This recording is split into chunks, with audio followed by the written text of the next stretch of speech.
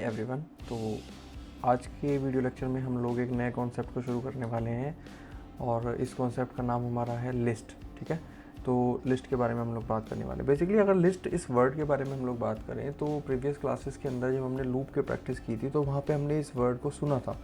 तो थोड़ा सा आइडिया हमें उस प्रीवियस क्लास से भी हमें है ही लिस्ट के बारे में, जिसमें हमें पता लगा था कि लिस्ट एक ऐसा डेटा टाइप हमारे पाइथन प्रोग्रामिंग लैंग्वेज में है जिसके अंदर हम लोग क्या कर सकते हैं, हम उसमें डिफरेंट टाइप ऑफ वेरिएबल्स या डिफरेंट टाइप ऑफ डेटा को एक ही नाम के साथ स्टोर कर सकते हैं।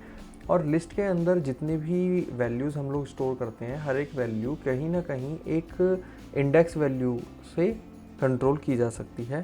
तो जैसे फॉर एग्जांपल हमने बात की थी कि हमारा स्ट्रिंग टाइप का जो डेटा टाइप होता है वो भी एक तरह से एक लिस्ट की तरह काम करता है, क्योंकि स्ट्रिंग टाइप के वेरिएबल में जब भी हम कोई वैल्यू स्टोर करते हैं तो उसमें हर एक अल्फ़ाबेट जो है वो हमारा एक इंडेक्स वैल्यू से कनेक्ट रहता है। ठीक है, जैसे कि हमने अभी डिजिट सम वाला एक प्रोग्राम करके देखा था, या नंबर ऑफ़ डिजिट्स काउंट की थी हमने किसी एक पर्टिकुलर प्रोग्राम के अंदर। तो उसमें हम लोगों ने देखा था कि हम किसी भी न्यूमेरिकल वैल्यू को अगर स्ट्रिंग डेटा टाइप के अंदर कन्वर्ट कर देते हैं तो with the help of index value, for loop में हमने आई जो कि इंडेक्स वैल्यू की तरह से इस्तेमाल किया था, उसकी मदद से हम हर एक डिजिट तक पहुंच पा रहे थे। बिल्कुल सेम इसी तरह से लिस्ट का भी कॉन्सेप्ट सेम होता है हमारे स्ट्रिंग की तरह। बस लिस्ट में और स्ट्रिंग में थोड़ा सा डिफरेंस ये होता है कि स्ट्रिंग के अंदर हम कलेक्शन ऑफ कैरेक्टर्स को एक साथ स्टोर करते हैं और यहाँ पे लिस्ट के फॉर्म के अंदर हम डिफरेंट स्ट्रिंग्स को भी अलग अलग वैल्यू की तरह स्टोर किया जा सकता है। ठीक है, तो चलिए इस टॉपिक को प्रैक्टिकली हम समझना शुरू करते हैं ताकि ये टॉपिक हमारा और अच्छे से क्लियर हो जाए। तो सबसे पहले हम लोग क्या करते हैं, अपने विजुअल स्टूडियो कोड को ऑन कर लेते हैं। तो ये हमारा सॉफ्टवेयर ओपन हो चुका है, ये हमारा प्रीवियस प्रोग्राम है। हम क्या करते हैं, हम यहाँ पे एक नई फाइल बना लेते हैं, list.py नाम से एक नई फाइल हमने यहाँ पे ब्लैंक फाइल बना ली। प्रीवियस फाइल को हम लोग यहाँ से क्लोज कर देते हैं।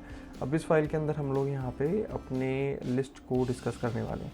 तो देखिए, जब हम लिस्ट को अपने शुरू करने वाले हैं तो हमें यहाँ पे, जैसे कि प्रीवियस क्लास के अंदर हमने लिस्ट को बना के देखा था, मैंने L1 नाम से एक सपोज लिस्ट बना ली और हम यहाँ पे स्क्वायर ब्रैकेट्स का इस्तेमाल करने वाले हैं। एक चीज़ को हमें ध्यान रखना है, हम लोग लिस्ट में क्या करते हैं, हम लोग लिस्ट में स्क्वायर ब्रैकेट्स का इस्तेमाल करते हैं।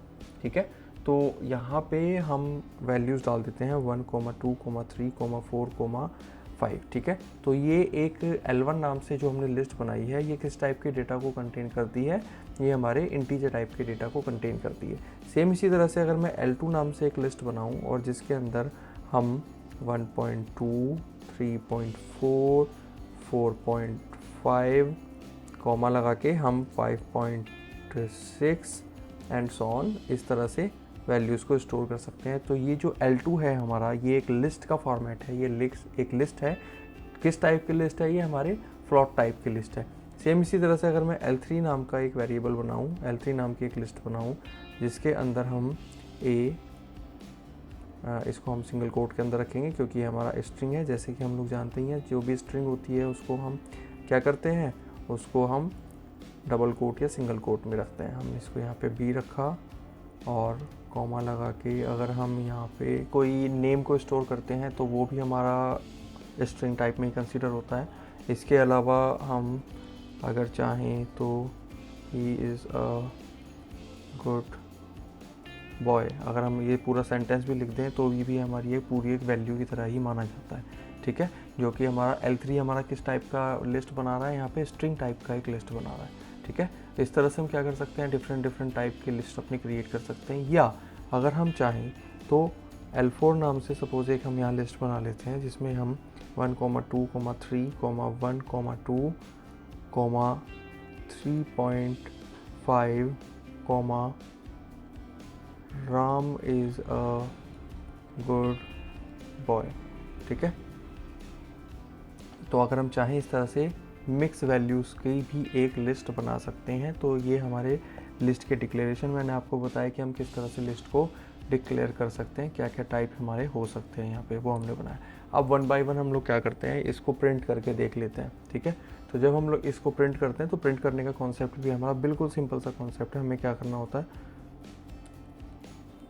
हमें यहाँ पे सिंपल प्रिंट लिखना होता है और जिस भी लिस्ट को हम प्रिंट कराना चाहते हैं सिंपल हम उसका नाम यहाँ पे मेंशन कर देते हैं। ठीक है, मैं इस प्रोग्राम को रन करके दिखाता हूँ तो आपको एग्जैक्टली पता लग जाएगा कि आउटपुट में हमारी लिस्ट कैसे शो होती है। तो देखिए हम हमारे आउटपुट में L1 लिस्ट यहाँ पे शो कर दी गई, ये आपको यहाँ पे आउटपुट में शो हो रही है। ठीक है, सेम इसी तरह से L1 की जगह अगर मैं L2 लिस्ट को प्रिंट करना चाहता हूँ तो L2 भी बिल्कुल सेम इसी तरह से मेरे सामने यहाँ पे प्रिंट हो जाएगी। देखिए हमारी फ्लोट टाइप की लिस्ट जो है वो यहाँ पे प्रिंट हो गई है। सेम इसी तरह से L3 और सेम इसी तरह से L4, सपोज मैं L4 को यहाँ पे प्रिंट करना चाहता हूँ तो L4 का नाम यहाँ पे हम मेंशन करेंगे। तो देखिए L4 भी हमारी यहाँ पे लिस्ट पूरी तरह से प्रिंट हो गई है। ठीक है, सेम इसी तरह से अगर हम अपने प्रीवियस क्लास में जो हमने फॉर लूप को प्रैक्टिकली करके देखा था, तो फॉर लूप को अगर हम लिस्ट के ऊपर अप्लाई करते हैं तो हम यहाँ पे फॉर आई इन, सपोज मैंने यहाँ पे L4 लिस्ट को मेंशन कर दिया और हम यहाँ पे प्रिंट कर दें किसको, आई को अगर हम यहाँ पे प्रिंट कर दें तो देखिए मेरा आउटपुट क्या आएगा। तो देखिए इसने क्या किया, 1 2 3 1 2 3.5 Ram is a good boy. ठीक है, ओ यहाँ पे हमारी टाइपिंग मिस्टेक हो रही है, वैसे इससे कोई फ़र्क नहीं पड़ता है क्योंकि ये एक स्ट्रिंग है। चलिए फिर भी हम इसको ठीक कर देते हैं।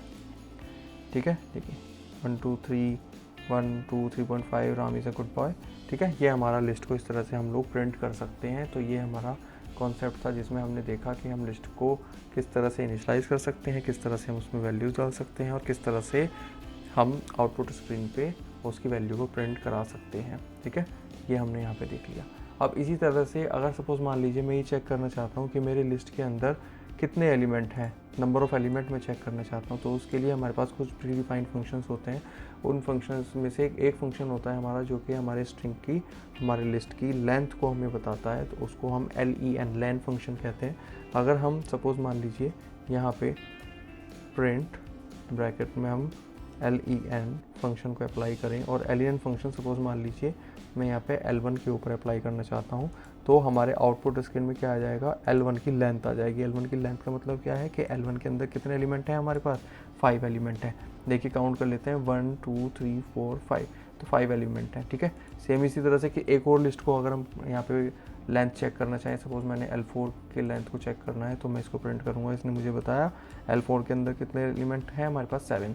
चेक कर लेते हैं 1 2 3 4 5 6 और ये पूरा का पूरा एक 7। ठीक है, तो हमारे पास कितने एलिमेंट हैं L4 के अंदर, 7 एलिमेंट हैं। तो इस तरह से हम लोग क्या कर सकते हैं, इस तरह से हम लोग लेन फंक्शन का इस्तेमाल करके अपने लिस्ट की लेंथ को चेक कर सकते हैं। ठीक है, इस तरह से ये हो जाएगा। इसी तरह से अगर हमें कभी ज़रूरत पड़ती है कि सपोज़ हम लोगों को कोई कन्फ्यूज़न हो गया, क्योंकि जब हम बड़े प्रोग्राम्स बनाएंगे तो बड़े प्रोग्राम्स के अंदर हमारे पास डिफरेंट लिस्ट का भी इस्तेमाल होने वाला है और डिफरेंट वेरिएबल्स का भी हम लोग इस्तेमाल करेंगे। तो हम क्या कर सकते हैं, हम यहाँ पे टाइप फंक्शन का इस्तेमाल करके ये चेक कर सकते हैं कि जिस वेरिएबल को हम लोग देख रहे हैं उसका टाइप क्या है। ठीक है, तो टाइप फंक्शन का जब हम इस्तेमाल करेंगे तो ये क्या बताएगा, ये हमारा अपना टाइप बता देगा कि जो वेरिएबल हम लोग यहाँ कंसीडर कर रहे हैं उसका टाइप क्या है। तो वो क्या यहाँ पे दिखा रहा है, वो एक लिस्ट टाइप दिखा रहा है। तो हम लोग क्या कर सकते हैं, इस तरह से लिस्ट फंक्शन का इस्तेमाल करके ये चीज़ चेक कर सकते हैं। ठीक है, इसके अलावा हम और क्या कर सकते हैं, अगर हम चाहें कि सपोज़ किसी पर्टिकुलर वैल्यू को हम लोग चेक करना चाहते हैं अपने इंडेक्स वैल्यू के अकॉर्डिंग, कि हमारा सपोज़ मैंने देखा यहाँ पे L1 लिस्ट के अंदर हमारा थर्ड इंडेक्स पे क्या वैल्यू है, तो हम लोग क्या कर सकते हैं, हम L1 और स्क्वायर ब्रैकेट के अंदर वो इंडेक्स वैल्यू मेंशन कर सकते हैं जिस इंडेक्स वैल्यू के आइटम को, जिस इंडेक्स वैल्यू को हम लोग चेक करना चाहते हैं। हम इसको प्रिंट करेंगे, रन करेंगे प्रोग्राम को। देखिए यहाँ पे 4 आया, यानी कि थर्ड इंडेक्स पे हमारा क्या एलिमेंट है यहाँ पे 4। देखिए चेक कर लेते हैं। देखिए ये जो 1 है हमारा, इसका इंडेक्स वैल्यू क्या है, 0, फिर 1 2 3, यानी कि थर्ड इंडेक्स पे मेरा क्या वैल्यू आ रही है, 4 आ रही है और 4 ही इसने हमें यहाँ पे आउटपुट स्क्रीन पे दिखा दिया। तो इस तरह से हम लोग क्या कर सकते हैं, इस तरह से हम लोग यहाँ पे अपने किसी भी पर्टिकुलर इंडेक्स के अकॉर्डिंग हम यहाँ चेक कर सकते हैं कि मेरे थर्ड इंडेक्स पे क्या एलिमेंट सेव किया गया है। इस तरह से हम लोग ये चेक कर पाएंगे। ठीक है, सेम इसी तरह से हम लोग क्या कर सकते हैं, इसी तरह से हम अपने यहाँ पे एक लिस्ट के स्लाइस को भी प्रिंट करा सकते हैं। सपोज़ मुझे क्या चाहिए, मुझे थर्ड एलिमेंट से लेके, सब थर्ड को ना करके मैं इसको सेकंड एलिमेंट, उसके बाद हम कॉलन लगाएंगे और यहाँ पे 4, यानी कि सेकंड एलिमेंट से लेके इंडेक्स वैल्यू के अकॉर्डिंग फोर्थ इंडेक्स के एलिमेंट तक के मुझे वैल्यूज़ को प्रिंट कराना है। तो मुझे इसको किस तरह से प्रिंट कराना है। देखिए मैं यहाँ पे रन करता हूँ प्रोग्राम को, तो इसने मुझे 3 और 4 दिया, यानी कि सेकंड इंडेक्स पे क्या वैल्यू है हमारी 3 और हमारी फोर्थ इंडेक्स यानी कि 4 - 1 यानी कि थर्ड। ठीक है, यानी कि देखिए अगर हम इंडेक्स वैल्यू के हिसाब से देखें, हमने यहाँ पे सेकंड और 4 लास्ट में दिया है, तो यानी कि 4 - 1 यानी कि ये 3 तक चलेगा, यानी कि सेकंड और थर्ड 2 एलिमेंट हमें ये देगा। तो देखिए 0 1 2, ठीक है, सेकंड और थर्ड में इसने क्या दिया 4, यानी कि इसका आउटपुट हमारा क्या आ गया 3 और 4 हमारा आउटपुट आ रहा है। ठीक है, इंडेक्स वैल्यू के हिसाब से हमेशा एक चीज़ ध्यान रखनी है कि इंडेक्स वैल्यू हमेशा कहाँ से शुरू होती है, 0 से शुरू होती है, और जो भी लास्ट वैल्यू हम देते हैं उससे 1 कम तक हमारी रन होती है, जो कि हमने प्रीवियस क्लासेस के अंदर भी डिस्कस किया था। ठीक है, तो हम क्या कर सकते हैं, इस तरह से अपनी किसी भी स्लाइस को भी यहाँ पे प्रिंट करा सकते हैं। इसके अलावा सपोज मान लीजिए मैं यहाँ पे स्टार्टिंग वैल्यू अगर ना दूँ और स्टार्टिंग वैल्यू ना दे के मैंने कॉलन लगा के डायरेक्ट एंडिंग वैल्यू दे दी, तो मेरा आउटपुट क्या आएगा, तो ये by default index value 0 consider करके हमें आउटपुट प्रोवाइड कराएगा। देखिए बाय डिफ़ॉल्ट इसने क्या किया, 0 वैल्यू को कंसीडर किया स्टार्टिंग वैल्यू, और ये एंडिंग वैल्यू हमने यहाँ पे मेंशन की हुई थी, तो एंडिंग वैल्यू तक ये यहाँ पे हमारे स्लाइस को निकाल के रख देगा। सेम इसी तरह से सपोज मान लीजिए मैंने यहाँ पे 2 तो मेंशन कर दिया, बट यहाँ पे मैंने कॉलन लगाने के बाद कोई वैल्यू मेंशन नहीं की है, तो हमारे आउटपुट में क्या आएगा, तो देखिए तो हमारा आउटपुट में स्टार्टिंग वैल्यू जो रहेगी वो 2 रहेगी, और एंडिंग वैल्यू क्योंकि हमने यहाँ कुछ नहीं दिया है तो ये हमारे लिस्ट के एंड तक इसको लेके जाएगा। राइट, इस तरह से हम लोग क्या कर सकते हैं, इस तरह से अपने स्ट्रिंग के स्लाइस को अपनी रिक्वायरमेंट के अकॉर्डिंग रन कर सकते हैं। ठीक है, तो आई होप ये सारी चीज़ आपको क्लियर हो गई है। अभी लिस्ट को इतना ही रहने देते हैं, अभी आप इतनी ही लिस्ट की प्रैक्टिस कीजिए, क्योंकि अगर मैं इसको और थोड़ा सा एक्सप्लेन कर दूंगा तो ये कन्फ्यूजिव होना शुरू हो जाएगा, और हम नहीं चाहते कि स्टार्टिंग के बेसिक क्लासेस के अंदर ही आपकी कॉन्सेप्ट्स में आपको कन्फ्यूज़न होना शुरू हो जाए। तो पहले आप इतने प्रोग्राम्स को बना के देखिए, लिस्ट को इनिशलाइज करना सीखिए, और लिस्ट को जो भी प्रोग्राम के फंक्शंस हमने अभी आपको बताए हैं उनको करके देखिए, और लूप की मदद से आप लोग लिस्ट के ऊपर मैनिपुलेशन और प्रैक्टिकली प्रोग्राम्स बना के देखिए। ठीक है, तो आज की वीडियो में इतना ही रखते हैं, बाकी नेक्स्ट क्लास के अंदर हम लोग लिस्ट को और डीपली डिस्कस करेंगे। ठीक है, कोई भी डाउट अगर कन्फ्यूज़न अगर आपको आता है आज की क्लास से रिलेटेड, तो आप वो क्वेरी मुझे नीचे कमेंट बॉक्स में लिख के मेंशन कर दीजिए, मैं उसको देख के एज सुन एज पॉसिबल आपको रेस्पॉन्स कर दूंगा, आपकी क्वेरी को सॉल्व कर दूंगा। Thank you so much, have a nice day.